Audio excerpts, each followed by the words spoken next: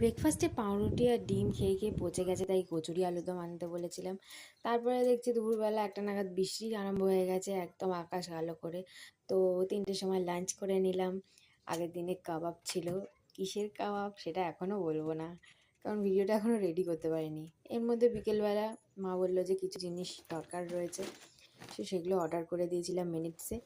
সেগুলো এসে গেছে। আমি জিরে ধনে এগুলো গোটা তো অর্ডার সবার বাড়িতেই করা হয়, বেশি করেই করি, কারণ ছেলেকে আমি গুঁড়ো মশলা দিই না, এই গোটা মশলাগুলোকেই শুকনো খোলায় ভেজে রোস্ট করে এগুলো গুঁড়ো করেই দিই, তাতে একটু বেশি অথেন্টিক থাকে জিনিসটা, খাঁটি থাকে।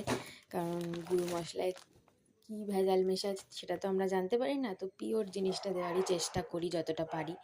তো একটা স্পেশাল জিনিস বানাবো, সেটা হচ্ছে আইসক্রিম, কারণ বিকেলবেলা হলেই আমার খালি আইসক্রিম খেতে ইচ্ছা করে।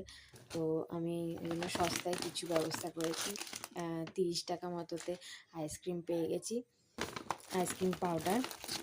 তো সেটা অর্ডার করে দিয়েছি, আর দুধ অর্ডার করে দিয়েছি। এবার আইসক্রিমটা করব, সেই ভিডিওটা তোমাদের সাথে শেয়ার করব। আর কিছু বিস্কুট অর্ডার দিয়েছি। তো চলো, টাটা, বাই।